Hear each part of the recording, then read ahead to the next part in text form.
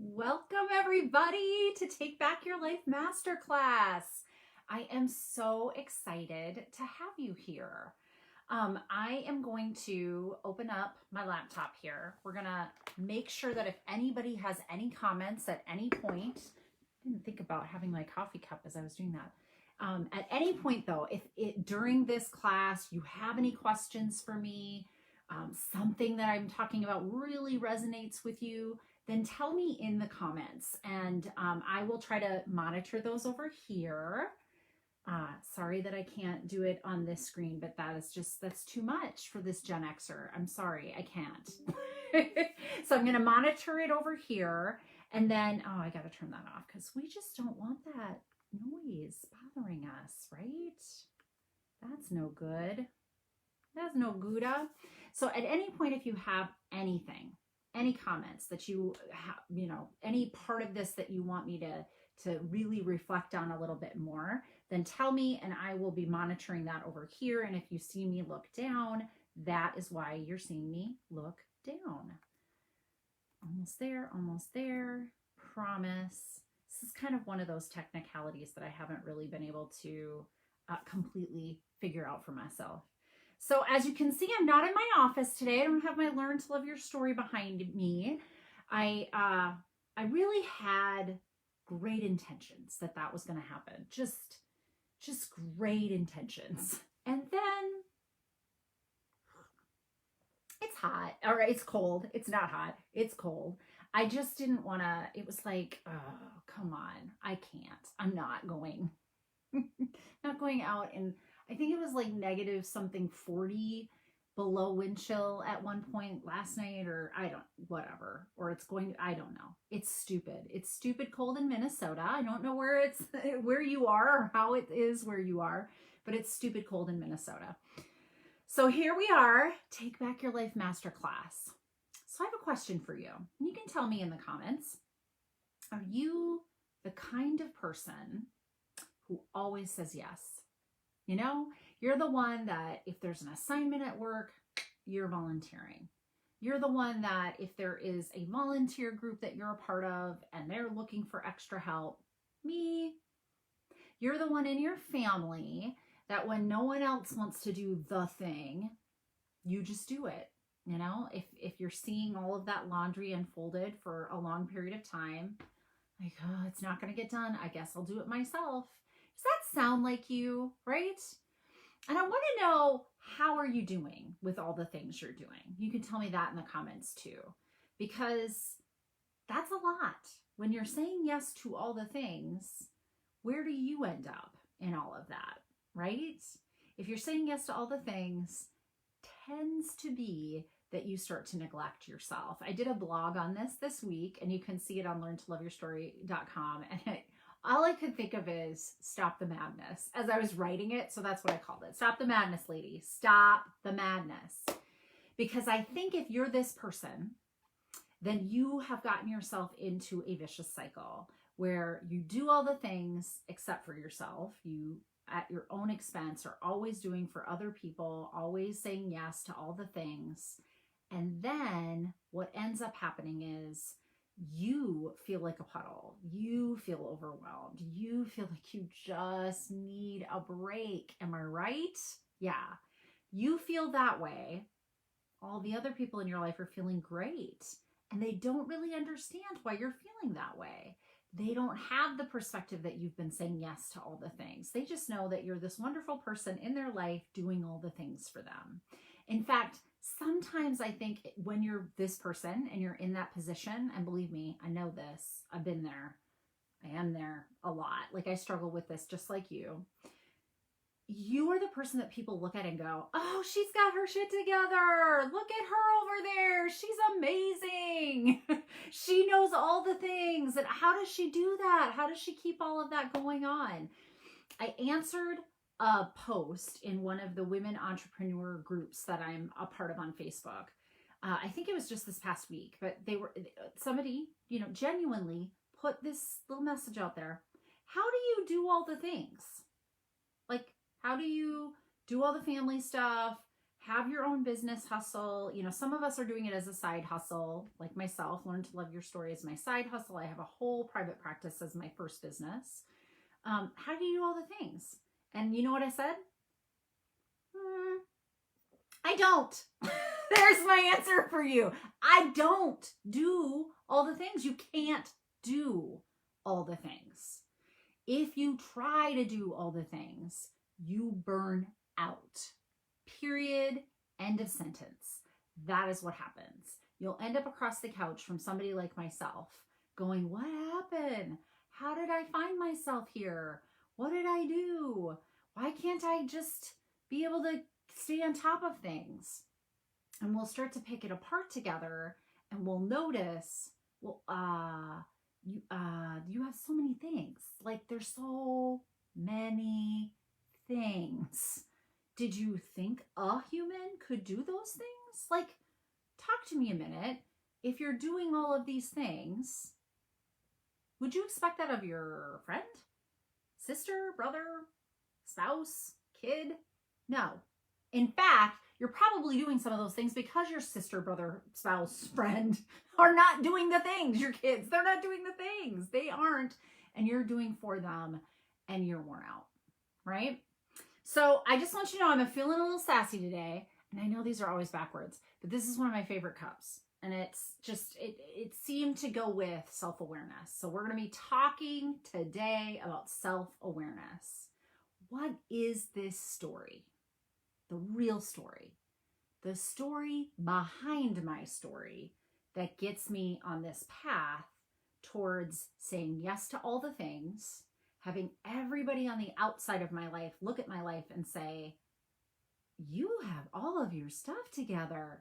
When in actuality, I feel like a hot mess inside. And if this is you, you are in the right place. Sister, you are in the right place. Join me today. Listen to how self-awareness is the secret sauce to getting yourself out of that stuck place. And my cup, if you couldn't read it backwards, says, a wise woman once said, fuck that shit. And she lived happily ever after. That's, that's how I'm feeling. Feeling a little spicy today. So self-awareness is this cornerstone to the Learn to Love Your Story program. And I just had a group coaching session this week where somebody said the thing that makes me like smile on the inside, because it's when something starts to click. So we're just wrapping up self-compassion in that particular group cohort. So we've done 4 weeks of self-awareness and 4 weeks of self-compassion. And this person said, I kind of understand now why you put things in these orders. I kind of understand why you throw self-awareness at us right out the gate, because it seems like a lot. It seems like drinking from a bit of a fire hose that this is where I decide to start my online courses. It probably is the online course that has the most technical information in it. To think about that. Yeah, I'm pretty sure, because we really get into the nitty-gritty of neurologically, why do we need self-awareness? Why is it so hard to capture that, and why we need to recondition our nervous system, not just our brains, but our entire body mind, in order to be able to have true self-awareness. Okay? All right. So this is why we start here, and it has the most technicality, but I promise you we start here because it's the cornerstone. There is no part of any part of my program where I don't talk about awareness.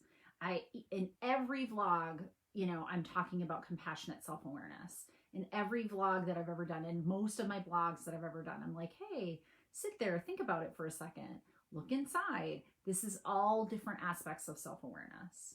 Now, if you don't know who I am, I'm Dr. Natalie Marr. I have been a clinical psychologist practicing for the last 2 years, or 20 years, 2 years. Oh gosh, it's Friday. Hey, it's Friday. Yeah, so I've been practicing for 20 years. And in that 20 years, I can tell you there is so much that could be solved by this one lack of skill. Self-awareness really cleans up quite a bit for most of us. It makes sense when you think about it. how can I fix a problem that I'm not aware of, right?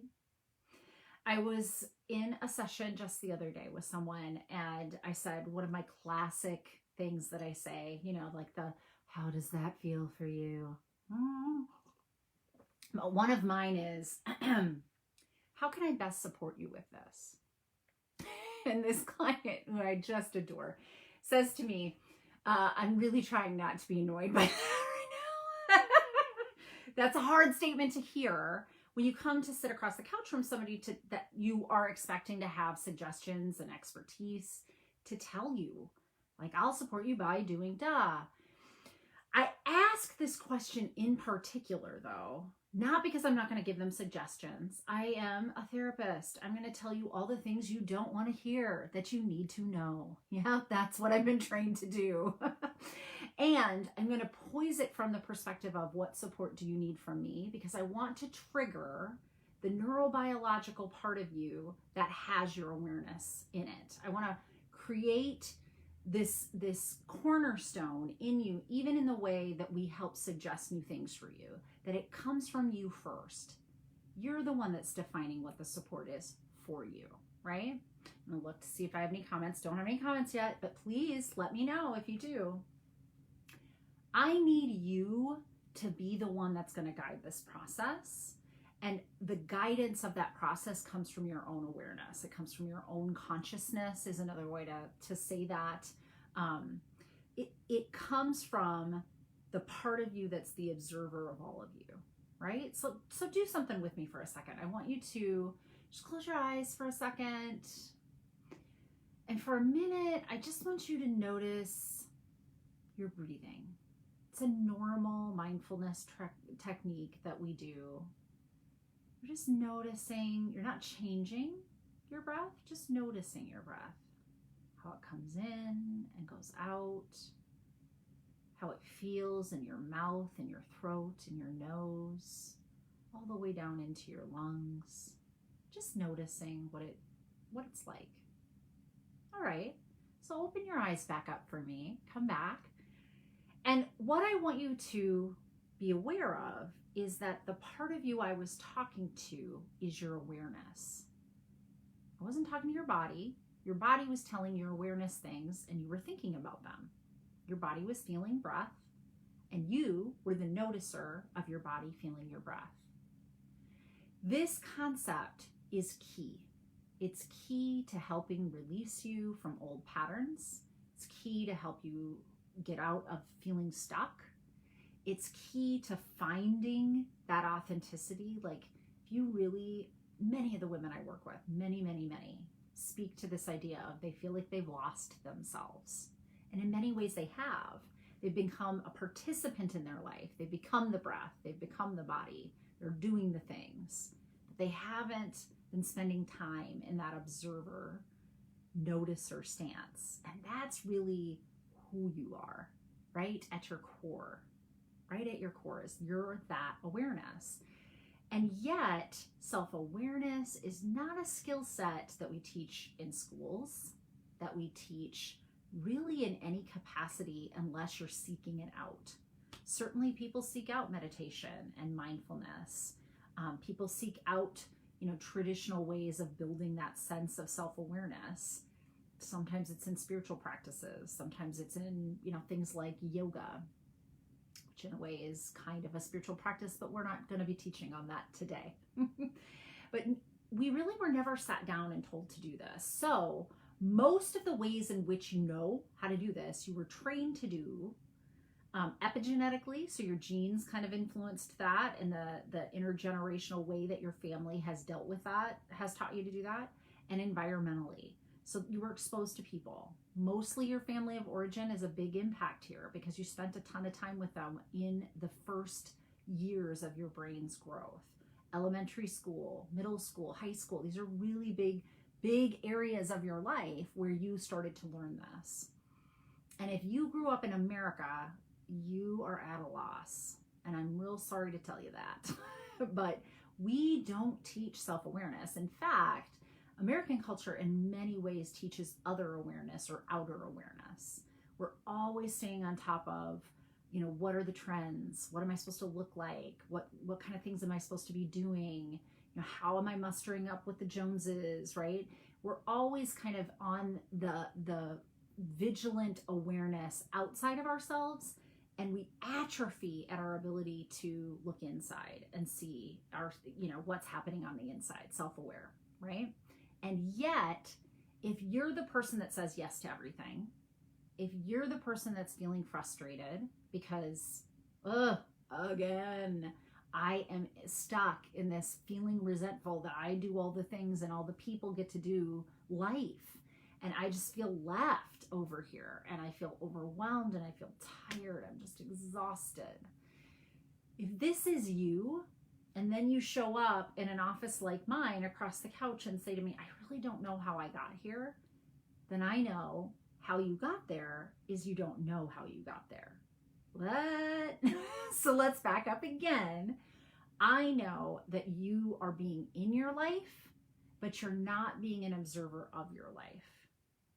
You are participating in your life and doing all the things that come next up in front of you and reacting in the moment, but you aren't taking as much time to look at your life as a whole and make decisions about what serves you and what doesn't serve you, and making empowered choices from that place. Oh my gosh, I think I just went down to day 4 of what we're doing now. So let's just back the train up. We start with self-awareness. So if you don't have that awareness, that is where we begin. And this is why this is my first of the online courses in the full course set. You can take it on its own though, because it teaches you a ton. And it is why in my group coaching, we start here. Because women that are struggling and want some community support and want to find some change in their life almost always are in that stuck place where they don't know the real story. They don't know the story behind the story that's telling them what's happening in their life, that they have to say yes to everything. So they just start reflexively saying yes to everything, and then, right, that train goes. So let's talk about this in story, huh? I don't think that these concepts are easy to grasp, right? So I think sometimes if you can share examples, then that helps people. And I use my own stories mostly. I sometimes will, talk about things that kind of commonly come up in therapy, but I'm a therapist. I keep that stuff private. So unfortunately, we got to use my life, and you're going to have to just listen, settle up. Let's do this. We're going to listen to another Dr. Marr story. So I've been a psychologist for the better part of 2 decades. And I started, I started in like major health systems, like government run major health systems. And then I went into private run major health systems. And then I went into some community mental health. And then I went into some group practice. And now I have my own private practice. So not an uncommon career for a clinician like myself. But my story has some uniqueness, as all of ours do. But I bet it's probably similar to some of your stories too. So, see if you identify with this and tell me in the comments if you do. When I started, I went back to grad school mid-20s. So I think by the time I was really practicing as a psychologist, I was in my 30s. And so, late 20s, 30s. So I found myself in this huge health system. Started just as a staff psychologist, started doing some program development things, got the eye of some of the administration, because my previous career before I'd gone back to grad school had been in a field working with a developmentally delayed population of people, and group homes, stuff like that I had done. So the administration had come to me and said, hey, we have this position, and it kind of bridges the two. It bridges clinical psychology and where your history is, and we know that you have some management experience because you had done that prior to going back to grad school. Would you like this position? Great. Okay, let me do this. So I found myself in my 30s, my early 30s, in rooms of people, lots of them men, lots of them much older than me, feeling like I was going to have to hustle to show what I could provide here, right? Just set me up in that way.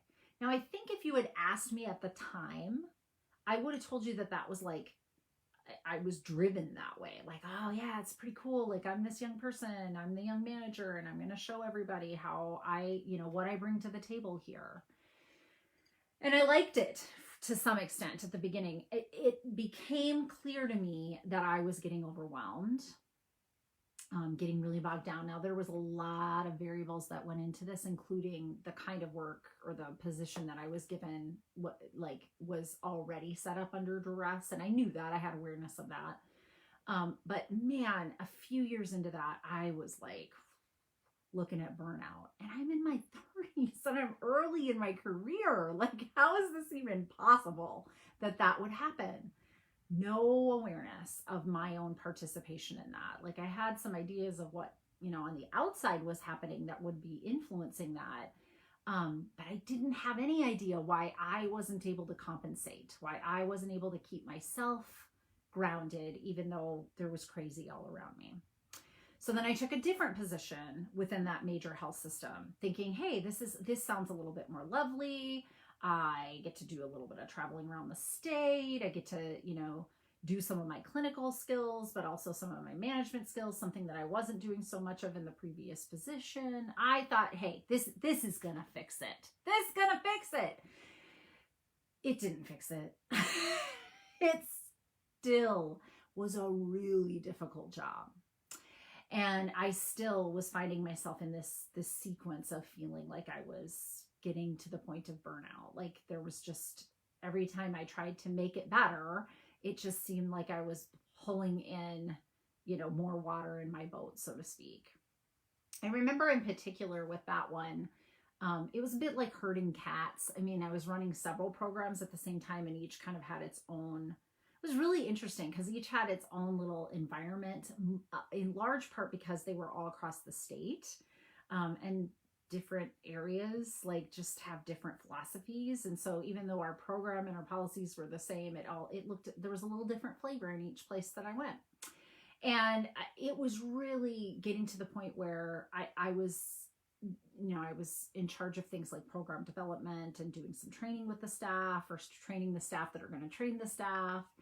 And things were not moving, and there were a lot of systems that were in place that made sure that things wouldn't move, at least not quickly. And upper management was, kind of fluctuating during the time that I was in that position. Honestly, it fluctuated a lot, just all the time. And I just knew, like, I am walking up a mudslide. Like, there's no way I'm going to make any progress here, and I'm feeling defeated. And so I got it in my head, that's why, like, I need to find myself a job where I feel like I'm going to be, able to really show my worth. Like, here, I can't do that. So I went into another major health system, shifted jobs. The position was very similar, but the system was very different. And here I was like, I'm going to get to be able to shine. They are going to see all of this wonderful work that I can do. And so I'm here, and I'm putting all sorts of things into place. And I had one counterpart that was like in my management level. And this person kind of was like, wow, that's really cool that you're doing that. Can I use that? Wow, that's really cool that you're doing that. Can I use that? Wow, I like that. And then our supervisor was this big picture person. Great ideas, loved the ideas, didn't know how to put rubber to the road. And I started that process because my counterpart was like not starting that process. And I'm like, well, this is where I'm going to show everybody that I'm amazing. And I started to do that. Nobody saw it. People used it, but nobody saw it. Side note, there is a bit of a memo that women in the Gen X generation have gotten, that the way to create your worth is to be irreplaceable, like do all the things, but don't say that you are. Like, there's some sort of unsaid rule that looks boastful, conceited. I don't know, but we don't talk about it. We just do it, and then we're real resentful when people can't see it. So I was like, And I was done. I was getting to a point even with that job. Now, earlier, so my awareness is building, right? Like I'm noticing internally this doesn't work for me. But what I haven't noticed yet is what is the story behind the story that I keep ending up in these positions? What in the what? How am I doing this, right? So I decided to take a whole different kind of a job. Took a big pay cut, went to community health, like wanted to, get some more clinical experience. I knew I was going to get a buttload there, which I did, but I didn't want to be in management. I wanted to just kind of take a break from that. So I'm there doing that job for a bit, and my supervisor goes on leave, and they ask me to step in while that person's on leave because I have all this past experience, right? And so somehow through that, I find myself on the train again to being into a supervisor position. What is the story behind the story that I keep finding myself in these positions? I say yes a lot to a lot of things, even when on the inside, I don't want to say yes, or at least not all of me wants to say yes. So why is it that I kept doing this, right?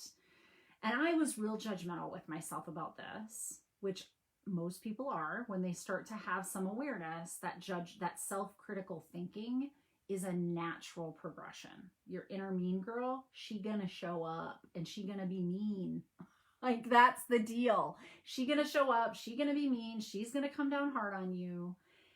And that's not gonna help your wanting to figure out what the story is behind the story. I promise you. So tomorrow we'll talk a little bit more about how you handle inner mean girls. For now, what I can tell you is I had enough awareness that I knew I was a participant in my suffering here. Like I had specifically gone into this job not to have this type of position. And yet, here she is in this type of position. How in the am I doing this again, right? How? Why? What is happening?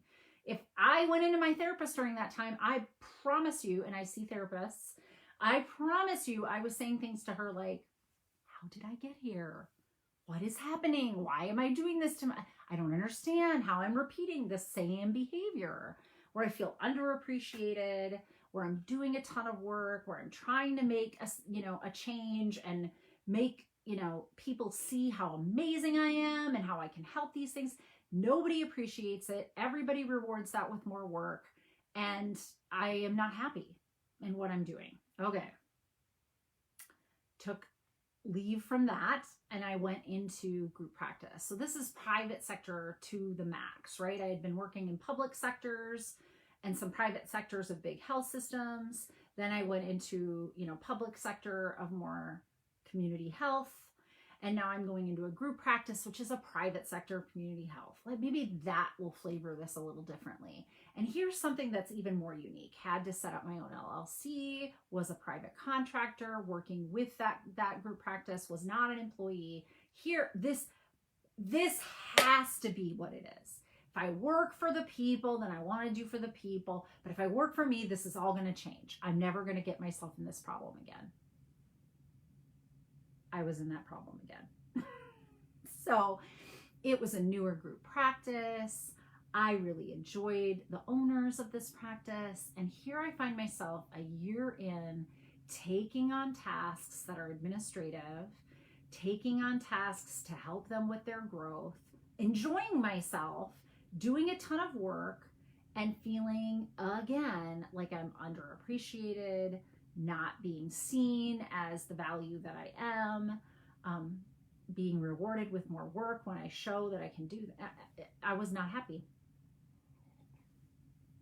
And I had no one to blame but me by the time I got to that, right? Any of those other places, there are administrations, there are bosses, there are people that have to tell you what to do. Like, you don't do it, you risk being fired, right? So now I am literally my own boss. Anything I say yes to is because I say yes and I wanted to do it. Has nothing to do with these other people. How in the am I still here, right? What is the story behind this story? Why do I do what I do when I do it? And what is it that keeps me stuck in this cycle, even when I change my environments? Like, we're on the 4th environment, people, and I'm still doing this in my career. Okay, now I'm really going to solve this problem. You know how I'm going to solve this problem? I'm going to go out and I'm going to put my own shingle up, and I'm going to have my own private practice, and I'm going to do the thing, and this problem will go away. It's going to go away. Totally. I'm in therapy. I'm telling my therapist this, who's all, working in a group practice, and she very patiently was like, well, we'll just stay curious about that now, won't we? So a year into that, I am sweating balls with all of the administrative stuff that has to happen, and I don't want to do that stuff. I'm sweating balls about how many clients to have and how to say no when I can't have more clients, but I keep saying yes to new clients because everybody's story is so important and needs so much help, and I know I can help them, but I don't have enough of me to go around. And here I am on the verge of burnout yet again. Ladies, I have literally no one to blame but me in this situation. I am my boss. Like, for real, I'm my boss. So here's what I did. I found 4 people that I really, really value. Some were in the profession with me. Some are just people that know me personally. And I interviewed them about my situation. I said, listen, give me advice. Tell me the shit that I don't want to hear, because I need to hear it right now. Why in the Sam Hill am I still here in this place? What is happening? How am I doing this to myself? What is my story behind my story? And I listened to what they said to me. I listened to, but Natalie, you say yes to all the things. Do you notice that you say yes to all the things? But Natalie, you also feel morally obligated to say yes to all the things. Now, I don't know what the story behind that story is, but I can tell you that I've watched you do this, that I've watched you say yes to things while knowing you shouldn't say yes to things. But there's something that drives that beyond that. So me and my therapist, we got familiar with this problem. And we really examined what is the deal. Now, there were some, variants in there, like financial insecurity, and you're a single mom and you're running your own business. Like, those were parts of why I would say yes to things that I had no business saying yes to. However, what we really figured out, and what is the thread that came through this entire thing in my career, is that I have a fear of people leaving me, of people not seeing my value and not wanting me, right? I have a story behind my story that I was taught at, knee high to a grasshopper, coming from a family where alcoholism was a big major factor. Unpredictability in interpersonal relationships was a big major factor, and I learned ways of compensating. It was adaptive when I was a little girl. It was adaptive. It was, I made my place. I made myself the glue. I made myself the reason that nobody is going to leave me, and then I felt okay. It is not adaptive in my life as an adult in my career. In fact, it is maladaptive. I was on burnout in my 30s, right? Ladies, I know that careers can be like this. Family life can be like this. Community can be like this. That we have been socially conditioned. I have the book right behind me, Burnout, by Amelia and Emily Nagoski. Super good book on this particular subject. Super good book. I know that we've been socially conditioned to believe that we need to be caretakers for all of the people. I know that in doing that, we put ourselves on the verge of burnout almost instantaneously. And I also know that many of us have other stories. So that's the cultural story. But many of us have other stories, a story behind the story, like mine, that fuels that fire and really hurdles us into a life where we just feel like, what's the point? Like, I keep doing the same thing. And not all of us get, indignant and spicy about that. Not all of us say to ourselves, what the, why am I doing this to myself again? I'm going to fix this. That's, the zhuzh, the juice that runs Dr. Natalie here. And so I figured that out and I got down to the bottom of it, and my career couldn't be better. I couldn't be happier. And I notice and have self-awareness now for this story. And when she shows up, I look at her and I say, listen, sister, you don't serve me. is not serving me to run around like a chicken with my head cut off, saying yes to all the things. It doesn't help me at all. So tell me in the comments, does any of this resonate for you? Because believe you me, I have heard this, a version of this across the couch for me, uniquely. Everybody brings their unique flavor to it, but I've heard versions of it over and over and over and over in my therapy office. And many of the reasons why I created Learn to Love Your Story is because I know you don't have to end up across the couch from somebody to figure out self-awareness skills. And self-awareness skills are a pivotal part of how you would help yourself in this, how you would help yourself fix this, how you would help yourself pivot through this, right? So on my online courses, there's 4 areas that we go through. And these 4 areas are just, starting with kind of what are the building blocks of self-awareness, mindfulness, we'll come back to that one, learning about your autonomic nervous system. Oh my gosh, this is where the fire hose really comes out and I'm making you drink real fast. And then anchors, which has to do with your autonomic nervous system.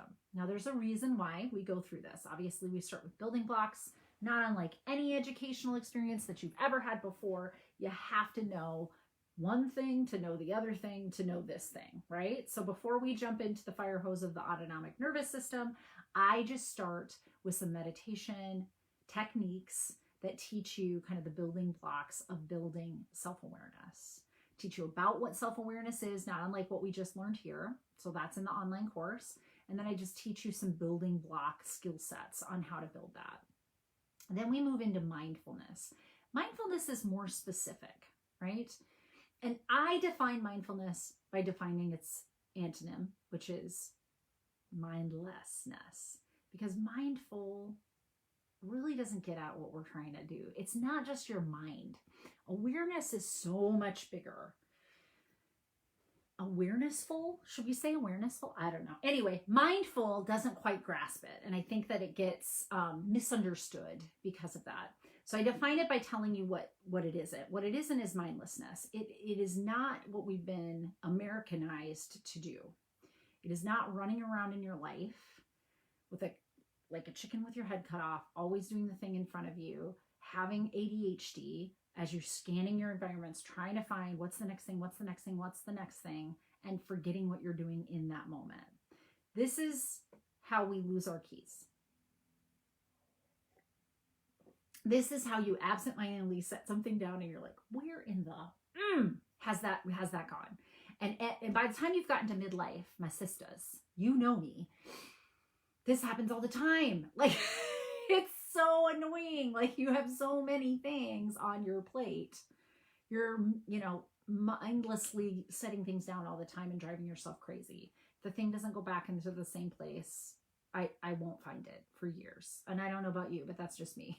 like later I'm like, oh yeah, I bought another set of those. My favorite example of that, the very beginning of COVID, when everything went to online, I bought myself some AirPods to use to do therapy online because it was just, helpful to have that. And lost them. Didn't know where they were. Like, had the case, couldn't find them, had no idea where I put them at all. Went for about 2 months, couldn't find them, really wanted to find them. I mean, these are like $200. So annoying. Found them after I bought a new set. Yay! So now I have 2 sets of AirPods, which is great because I have one at the office and one at home, but whatever. But this is mindlessness, and that is the opposite of mindful. So the second part of that online course and what we'll do in group coaching is to really help you understand what mindful is and to give you some training practices. I have some great meditations that I give you and mindfulness practices that you can use with headphones or whatever regularly throughout your week. It's important that these first two come first because you need to start building self-awareness skills. And self-awareness skills are not a thing that you learn cognitively. Like, I've just told you what mindfulness is. You understand the concept. Does that mean you're mindful?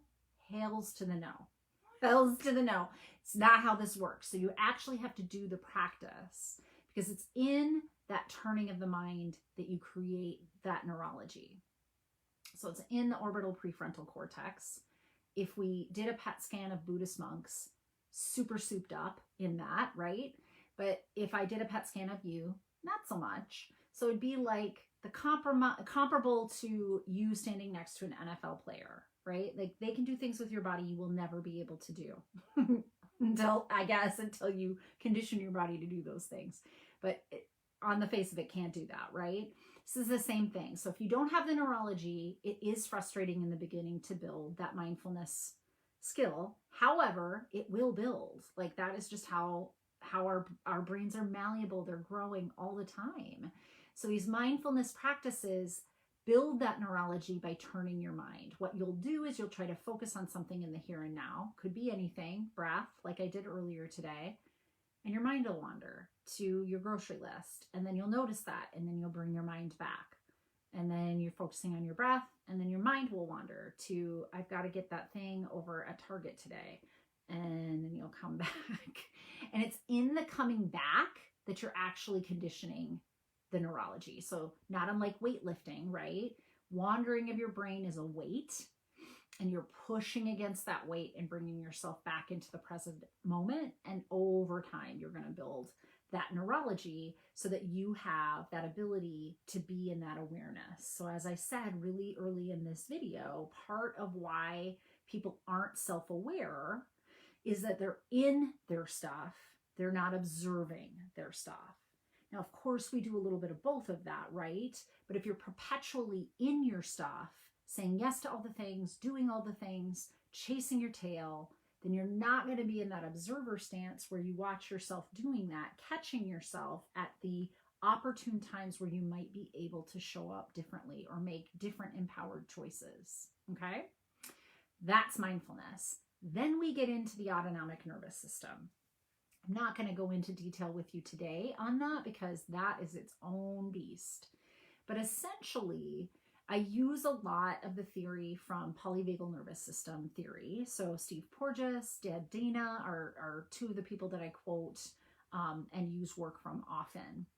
And this is the vagus nerve. It comes from the brain, down the brainstem into the viscera. So it's into the gut and chest region of your body. And essentially this, you know how they say gut is your second brain?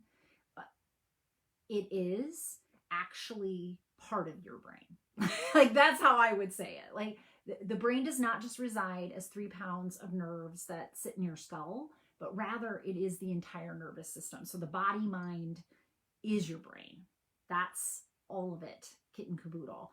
The vagal nervous system in particular is what controls the fight, flight, sympathetic nervous system and the dorsal vagal dissociated nervous system. Right? So if you're ventral vagal, you're safe, you're secure, you're connected, you're with your family, you're doing the things you love. You're not worried about things. If your sympathetic nervous system turns on, you get vigilant. Where's the bear in the forest? Where's the next threat that's coming my way? You're scanning your environment at all times. And if a threat shows up, you run, flight, or you fight it, right? But what if you're in a constant state of threat? Oh, I don't know. COVID. Like your entire life gets thrown on its ass. Midlife, divorce, kids growing up and empty nesting, any of these major life transitions, your nervous system interprets as a threat. And for good reason. There's major life changing happening. Any significant loss or significant change is going to bring on that sympathetic nervous system. And when it does, and it can't fight it, and it can't flee from it, it goes into this part of our body called the dorsal vagal nervous system, which is to dissociate emotionally from it. And I know you know what this is. It's numbing out. Some of us create that numbing out with chemicals and food and shopping and overworking and other activities, but eventually our nervous system just knows how to do it. And it's brilliant. It's a brilliant adaptive skill for when you're in the lion's mouth and there's no more struggle that's going to get you out of the lion's mouth. But if you play dead, the lion might lay you down. And if it lays you down to go get her friends to bring them back to eat ya, you can jolt awake and get out of there, right? So here's how that nervous system works. And Deb Dana calls it a ladder. So ventral vagus on the top, sympathetic, fight or flight in the middle, dorsal vagal on the bottom. If you are in a place where you are ignoring and denying what COVID is really creating in your life, which you should be because it's not gone yet, the changes it's bringing are not gone yet. And so it's adaptive for us to kind of put that out of our mind and like have blinders to how much it's affecting us right now. That's normal. But you're going to have to get out of there and into fight or flight again before you can get back to safe, secure, and connected, which means you're going to have to get super uncomfortable addressing what will my new normal in life look like before you get to the point where you feel good and safe and secure and connected again. So we learned all about this in my first course on building self-awareness. And then I teach you what are anchors. Anchors are ways to kind of bring about within your body mind what it feels like to be in a ventral vagal, safe, secure, connected state. So it's imagery exercises. It's things that just really can capture feeling like I'm safe, I'm secure, connected when you need to get yourself back there quick. When you're really flailing in life and you just need to ground yourself. So we talk about those anchors. These are all exercises from Deb Dana's work, polyvagal nervous system exercises, I think is her book, which is just really technical, but whatever. Deb Dana's name, Debdana, you can look her up. Yeah, so it's all adapted from that stuff and is very, very useful. That's what we do in our first self-awareness course. So if any of this sounds like, might be something I should be thinking about, Dr. Natalie, head on over to learntoloveyourstory.com right now. I have online courses as a tab in the menu. You can even scroll down to the single courses and just look at the building self-awareness course. It's easy. Go over there. It can answer some questions for you. And if you still have any questions, keep coming back because the next 3 days, I'm not letting go of self-awareness. Even though we talked about it today, I haven't seen any comments, I don't think. Okay. Even though we talked about it today, it comes up throughout all of what I do. So self-awareness is the cornerstone. It's where we start, but everything else we are going to do is going to build upon this concept, right? So I hope that you find this helpful, that building self-awareness is a key. It's a key to any kind of change that you want to bring about in your life. It's a key to getting unstuck. It's the actual thing that helps you get unstuck. You cannot change or get unstuck from a pattern that you don't know what it is. It makes sense, right? But what doesn't make sense is how to figure that out when you haven't been taught how to be internally self-aware and able to see those things, see the story that's behind the story that drives why you keep yourself repeating the same mistakes over and over and over. Hey, if you had been able to do it, you'd have done it. I promise you. So if this is a pervasive pattern in your life, you're normal. We've all got them. I just shared with you one of the biggest ones that lasted almost 2 decades of my life before I figured it out. So you are just a normal human if you're finding yourself stuck, if you're finding yourself just like not getting what's the deal here? Why am I repeating this mistake over and over? What is the universe trying to teach me here, right? If you're there, you're normal. And if you grew up in America, you did not learn self-awareness skills. Like this is not something that we teach. Eastern philosophies teach that a lot more, staying, in tune with the consciousness of your being. Contemplative practices can do that for you if you've grown up in spiritual practices that have that. However, most of us have just been taught to turn our attention outside of us and look for how am I doing by what you tell me how I'm doing. Did I wear the right clothes today? Did my hair, is it okay? Is my appearance okay? Is what I'm doing at my job okay? Am I being a good enough mom? I better go on Pinterest and look and see if I'm being a good enough mom. Am I a Pinterest mom? This is, and this age of social media is just taking that and putting it on steroids, like serious steroids for all of us. So we're very aware of what other people think of us or assume what other people think of us, but we have lack in how to stay aware of what it is that we truly need and what is really happening inside of us. Okay?